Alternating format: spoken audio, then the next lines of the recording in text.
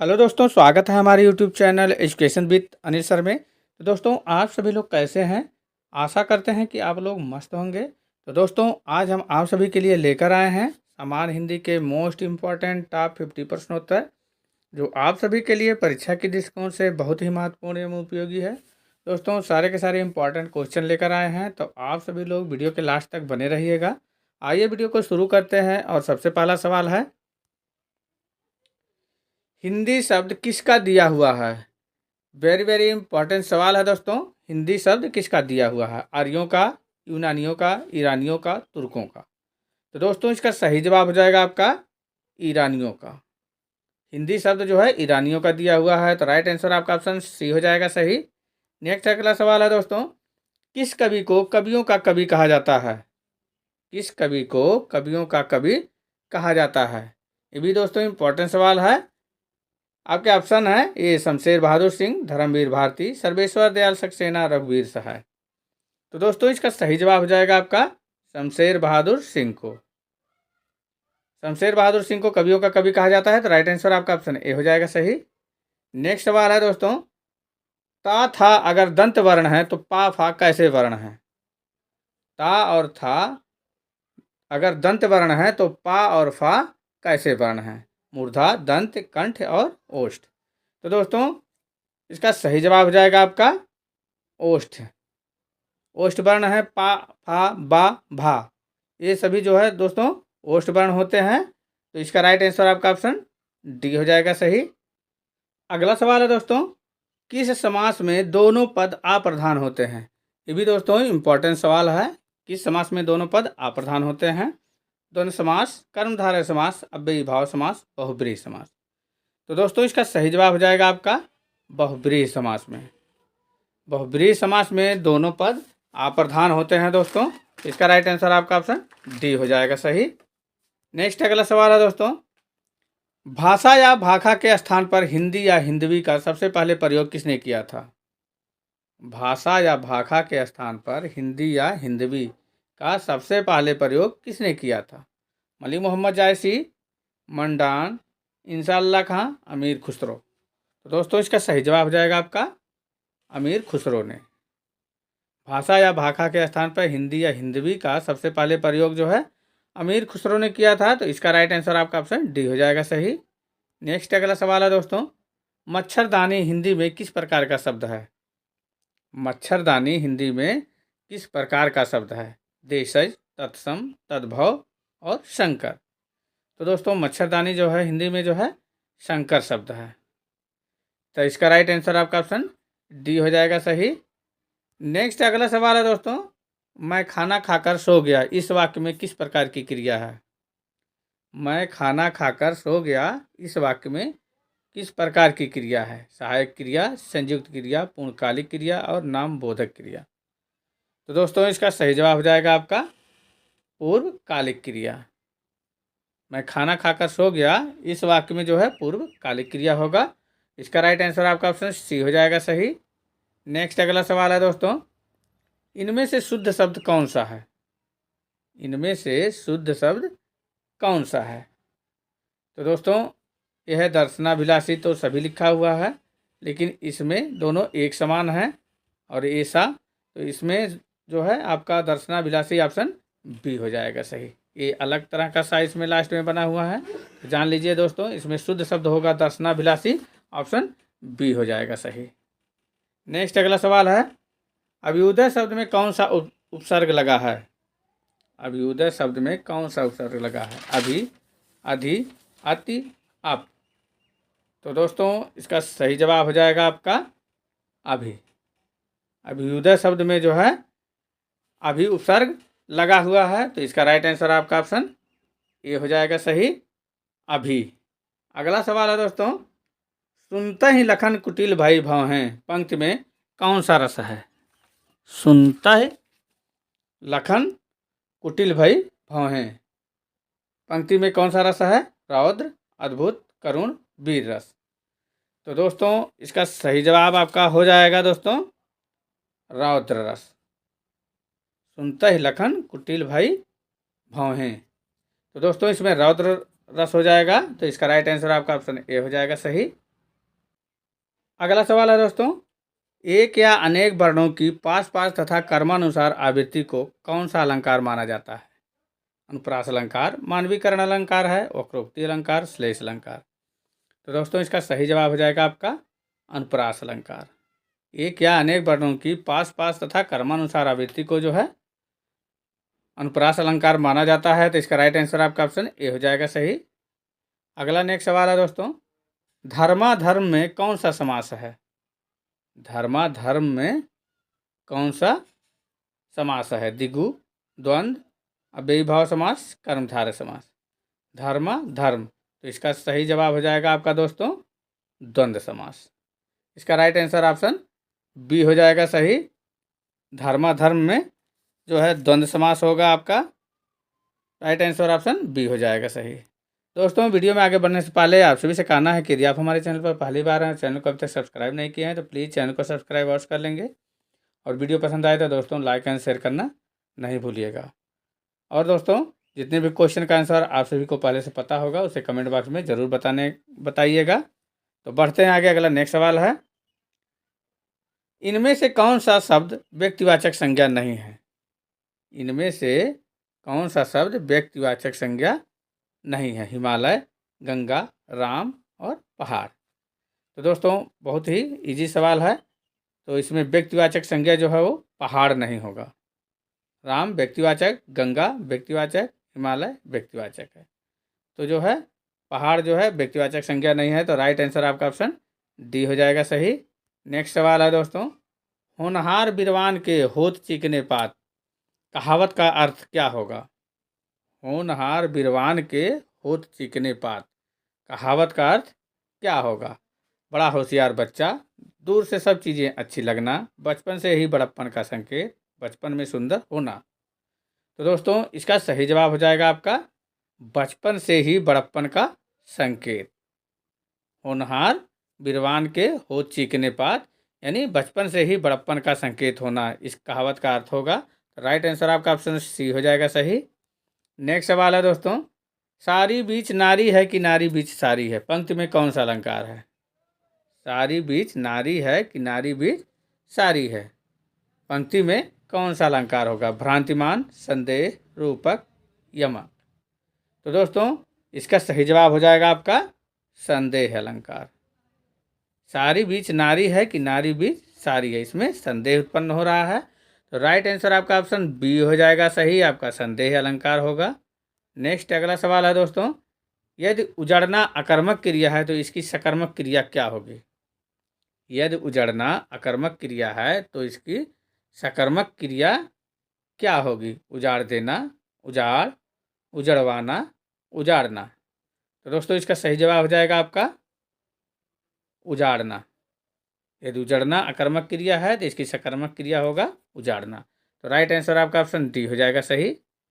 Next अगला सवाल है दोस्तों, विराट का विलोम शब्द क्या है? विराट का विलोम शब्द क्या है? बृहद, बृहत, क्षुद्र, छोटापन।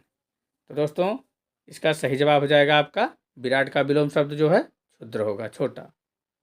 तो राइट आंसर आपका ऑप्शन सी हो जाएगा सही, विराट का विलोम शब्द आपका क्षुद्र हो जाएगा। नेक्स्ट अगला सवाल है दोस्तों, मन की उत्तप्त वेदना, मन की उत्तप्त वेदना मन ही मन में बहती थी में कौन सा रस है? मन की उत्तप्त वेदना मन ही मन में बहती थी में कौन सा रस है? शांत, वियोग श्रृंगार, करुण रस, वात्सल्य रस। तो दोस्तों इसका सही जवाब आपका हो जाएगा आपका करुण रस। मन की उत्तप्त वेदना मन ही मन में बहती थी, यानी इसमें हो जाएगा आपका करुण रस। राइट आंसर आपका ऑप्शन सी हो जाएगा। नेक्स्ट अगला सवाल है, परीक्षा केंद्र में कौन सा समास है? परीक्षा केंद्र में इनमें से कौन सा समास है? अपादान तत्पुरुष, अधिकरण तत्पुरुष, संप्रदान तत्पुरुष, इनमें से कोई नहीं। तो दोस्तों इसका सही जवाब आपका हो जाएगा संप्रदान तत्पुरुष। राइट आंसर आपका ऑप्शन सी हो जाएगा सही। अगला नेक्स्ट सवाल है दोस्तों, किस पुल्लिंग शब्द का लिंग परिवर्तन सही नहीं है? किस पुल्लिंग शब्द का लिंग परिवर्तन सही नहीं है? नायक का नायिका, ये तो सही है। सेवक का सेविका भी सही है। अनुज का अनुजा, ये भी सही है। और डी है संचालक का संचारिका, ये जो है आपका जवाब हो जाएगा संचालक और संचारिका। इसका जो है पुल्लिंग शब्द का लिंग जो है परिवर्तन सही नहीं है। तो राइट आंसर आपका ऑप्शन डी हो जाएगा सही। नेक्स्ट सवाल है दोस्तों, सर्वदा एक वचन रहने वाला शब्द कौन सा है? सर्वदा एक वचन रहने वाला शब्द कौन सा है?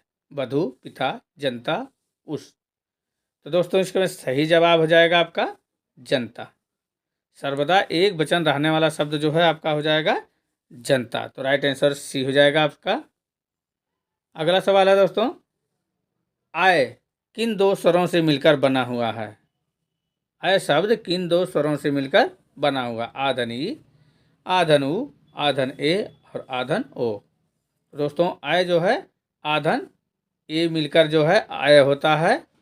तो आपका जो है सही जवाब आपका हो जाएगा ऑप्शन सी सही। आधन ए बराबर आय हो जाता है। तो आय जो है आधन ए स्वरों से मिलकर बना हुआ है। नेक्स्ट अगला सवाल है दोस्तों, केवल मुंह से बोले जाने वाले सस्वर वर्णों को क्या कहते हैं? केवल मुंह से बोले जाने वाले सास्वर वर्णों को क्या कहते हैं? विसर्ग, अनुसार, अनुनासिक, निर्नुनासिक। तो दोस्तों इसका सही जवाब हो जाएगा आपका निर्नुनासिक। केवल मुंह से बोले जाने वाले सस्वर वर्णों को जो है निर्नुनासिक कहा जाता है। तो इसका राइट आंसर आपका ऑप्शन डी हो जाएगा सही। नेक्स्ट सवाल है दोस्तों, इनमें से किस वाक्य में उचित विराम चिन्ह का प्रयोग हुआ है? इनमें से किस वाक्य में उचित विराम चिन्ह का प्रयोग हुआ है? एम ए बी एड ये भी है, M A B Ed, M A B Ed, M A B Ed, सभी में एम ए बी एड है। इसमें कह रहा है कि किस वाक्य में उचित विराम चिन्ह है। तो दोस्तों इसका सही जवाब जो हो जाएगा आपका M A B Ed option C हो जाएगा आपका। इसमें जो है उचित विराम चिन्ह लगा हुआ है। नेक्स्ट अगला सवाल है दोस्तों, मेरी तिब्बत यात्रा के रचनाकार कौन है? मेरी तिब्बत यात्रा के रचनाकार कौन है? वेरी वेरी इंपॉर्टेंट सवाल है दोस्तों। बनारसी दास चतुर्वेदी, श्री राम शर्मा, राहुल सांकृत्यायन, महादेवी वर्मा। तो दोस्तों इसका सही जवाब आपका हो जाएगा राहुल सांकृत्यायन। मेरी तिब्बत यात्रा के रचनाकार हैं राहुल सांकृत्यायन। राइट आंसर आपका ऑप्शन सी हो जाएगा सही। नेक्स्ट अगला सवाल है दोस्तों, किसी कठिन शब्द को स्पष्ट करने के लिए किस विराम चिन्ह का प्रयोग होता है? किसी कठिन शब्द को स्पष्ट करने के लिए किस विराम चिन्ह का प्रयोग होता है? निर्देशक, उप विराम, कोष्टक, विवरण चिन्ह। तो दोस्तों इसका सही जवाब आपका हो जाएगा कोष्टक। किसी कठिन शब्द को स्पष्ट करने के लिए जो है कोष्टक विराम चिन्ह का प्रयोग होता है। तो राइट आंसर आपका ऑप्शन सी हो जाएगा सही। आइए अगला सवाल है दोस्तों, छोटी बड़ी, चा, छा, जा, झा, इया आदि का उच्चारण किससे होता है? ई, चा, छा, जा, झा, इया आदि का उच्चारण किससे होता है? ओष्ठ से, कंठ से, तालव्य से, मूर्धन्य से। तो दोस्तों इसका सही जवाब आपका हो जाएगा तालव्य से। ई, चा, छा, जा, झा, इया आदि का उच्चारण जो है तालव्य से होता है। तो इसका राइट आंसर आपका ऑप्शन सी हो जाएगा सही। नेक्स्ट सवाल है दोस्तों, प्रेम सागर किसकी रचना है? प्रेम सागर किसकी रचना है? सदल मिश्र, लल्लू लाल, राम प्रसाद निरंजनी, मुंशी सदा सुखलाल। यह है दोस्तों आप सभी के लिए टेस्ट क्वेश्चन। इसका आंसर आप लोग दोस्तों कमेंट बॉक्स में दीजिएगा कि प्रेम सागर किसकी रचना है? सदल मिश्र, लल्लू लाल, राम प्रसाद निरंजनी और मुंशी सदा सुखलाल। तो बढ़ते हैं आगे। अगला सवाल है दोस्तों, स्पर्श, दंत, अघोष और महाप्राण वर्ण कौन सा है? स्पर्श यानी दंत, अघोष और महाप्राण वर्ण कौन सा है? भा, था, फा और छा। तो दोस्तों इसका सही जवाब आपका हो जाएगा था। तो राइट आंसर इसका ऑप्शन बी हो जाएगा सही। स्पर्श यानी दंत, अघोष और महाप्राण वर्ण जो है था होता है। तो राइट आंसर इसका बी हो जाएगा सही। नेक्स्ट सवाल है दोस्तों, वाक्य में जहाँ पूर्ण विराम की तुलना में कम रुकना होता है वहाँ किस चिन्ह का प्रयोग किया जाता है?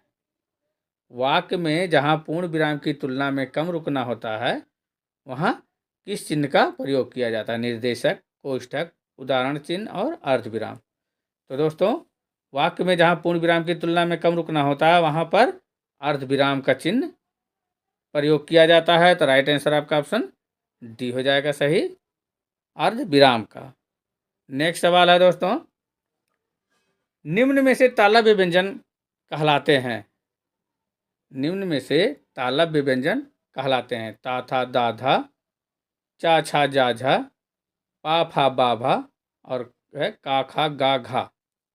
तो दोस्तों इसका सही जवाब आपका हो जाएगा चा छा जा झा। ये है दोस्तों तालव्य व्यंजन है। आपका ता था दा धा ये है दंत हो जाएगा। पा फा बा भा ये आपका ओष्ठ हो जाएगा और का खा गा घा आपका कंठ हो जाएगा। तो आपका जो तालव्य व्यंजन है वो चा छा जा झा। तो राइट आंसर आपका ऑप्शन बी हो जाएगा सही। चा छा जा झा तालव्य व्यंजन है। नेक्स्ट सवाल है दोस्तों, विश्व हिंदी दिवस कब मनाया जाता है। विश्व हिंदी दिवस कब मनाया जाता है। वेरी वेरी इंपॉर्टेंट सवाल है दोस्तों। 26 जनवरी, 15 अगस्त, 14 सितंबर, 10 जनवरी। तो दोस्तों इसका सही जवाब आपका हो जाएगा 10 जनवरी को। विश्व हिंदी दिवस जो है 10 जनवरी को मनाया जाता है। तो राइट आंसर आपका ऑप्शन डी हो जाएगा सही। रट लेना है दोस्तों। नेक्स्ट अगला सवाल है, हिंदी की मूल उत्पत्ति किससे मानी गई है। हिंदी की मूल उत्पत्ति किससे मानी गई है। खस अपभ्रंश, अर्धमागधी अपभ्रंश, सौरसेनी अपभ्रंश, मागधी अपभ्रंश। तो दोस्तों इसका सही जवाब आपका हो जाएगा सौरसेनी अपभ्रंश। हिंदी की मूल उत्पत्ति जो है सौरसेनी अपभ्रंश से मानी गई है। तो राइट आंसर आपका ऑप्शन सी हो जाएगा सही। ये भी दोस्तों इंपॉर्टेंट सवाल है। अगला सवाल है दोस्तों, या किस तरह का व्यंजन है। या जो है किस तरह का व्यंजन है। उष्ण, अल्प प्राण व्यंजन, अंतस्थ व्यंजन और महाप्राण व्यंजन। तो दोस्तों आपका सही जवाब हो जाएगा अंतस्थ व्यंजन। या जो है या रा ला वा ये जो है अंतस्थ व्यंजन है। तो राइट आंसर आपका ऑप्शन सी हो जाएगा सही। नेक्स्ट सवाल है दोस्तों, इनमें से कौन सा वाक्य आकर्मक क्रिया का उदाहरण नहीं है। इनमें से कौन सा वाक्य आकर्मक क्रिया का उदाहरण नहीं है। मोहन सोता है, राम खेलता है, राम क्रिकेट खेलता है और सीता गाती है। तो दोस्तों इसका सही जवाब आपका हो जाएगा आकर्मक क्रिया का उदाहरण नहीं है। तो ये है आपका राम क्रिकेट खेलता है। तो राइट आंसर आपका ऑप्शन सी हो जाएगा सही। राम क्रिकेट खेलता है इसमें जो है इस वाक्य में जो है आकर्मक क्रिया नहीं है। नेक्स्ट सवाल है दोस्तों, सकर्मक क्रिया में इनमें से किस पर प्रभाव कम पड़ता है। सकर्मक क्रिया में इनमें से किस पर प्रभाव कम पड़ता है। कर्म पर, क्रिया पर, कर्ता पर, किसी पर भी नहीं। तो दोस्तों इसका सही जवाब आपका हो जाएगा कर्म पर। सकर्मक क्रिया में जो है कर्म पर कम प्रभाव पड़ता है। तो इसका राइट आंसर आपका ऑप्शन ये हो जाएगा सही। अगला सवाल है दोस्तों, पंचमूली में कौन सा समास है। इंपॉर्टेंट सवाल है दोस्तों। तत्पुरुष, द्विगु समास, अव्ययीभाव समास, बहुब्रीहि समास। तो दोस्तों हम सभी लोग जानते हैं इस वाक्य का पहला शब्द जो है संख्यावाचक होता है तो उसमें द्विगु समास होता है। तो इसका राइट आंसर आपका ऑप्शन बी हो जाएगा द्विगु समास। पंचमूली में जो है द्विगु समास होगा। नेक्स्ट सवाल है दोस्तों, हिंदी भाषा में वे ध्वनियाँ कौन सी हैं जो दूसरी ध्वनियों की सहायता से बोली या लिखी जाती हैं। हिंदी भाषा में वे ध्वनियाँ कौन सी हैं जो दूसरी ध्वनियों की सहायता से बोली या लिखी जाती हैं। स्वर, व्यंजन, वर्ण, अक्षर। तो दोस्तों इम्पॉर्टेंट सवाल है। तो इसका सही जवाब आपका हो जाएगा व्यंजन। हिंदी भाषा में व्यंजन ध्वनियाँ हैं जो दूसरी ध्वनियों की सहायता से बोली जाती हैं या लिखी जाती हैं। तो राइट आंसर इसका ऑप्शन बी हो जाएगा व्यंजन। नेक्स्ट सवाल है दोस्तों, पत्थर का तत्सम रूप क्या होगा। पत्थर का तत्सम रूप क्या होगा। पाहन, प्रस्तर, परछी, परशिला। तो दोस्तों पत्थर का तत्सम रूप होता है प्रस्तर।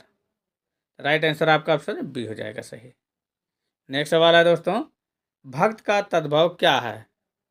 भक्त का तद्भव क्या है। भगत, श्रद्धा, प्रेम, भाव। तो इसका सही जवाब आपका हो जाएगा दोस्तों भक्त का तद्भव है भगत हो जाएगा। राइट आंसर आपका ऑप्शन ए हो जाएगा सही। भक्त का तद्भव भगत होगा। नेक्स्ट अगला सवाल है दोस्तों, निम्नलिखित में से कौन सा शब्द तद्भव है। निम्नलिखित में से कौन सा शब्द तद्भव है। पसीना, पकवान, पश्चाताप, पुत्रवधू। तो दोस्तों इसका सही जवाब आपका हो जाएगा पसीना। पसीना जो है तद्भव शब्द है। तो राइट आंसर आपका ऑप्शन ए हो जाएगा सही इसमें। नेक्स्ट अगला सवाल है दोस्तों, शाटिका शब्द का तद्भव क्या होगा? शाटिका शब्द का तद्भव क्या होगा? सायिका, साड़ी, शयनकक्ष, श्रेया। तो दोस्तों इसका सही जवाब आपका हो जाएगा शाटिका शब्द का तद्भव हो जाएगा आपका साड़ी। तो राइट आंसर आपका ऑप्शन बी हो जाएगा सही। शाटिका शब्द का तद्भव जो है साड़ी होगा। नेक्स्ट सवाल है दोस्तों, नीति निपुण शब्द में कौन सा समास है? नीति निपुण शब्द में कौन सा समास है? तत्पुरुष, बहुब्रीहि, द्वंद्व समास, द्विगु समास।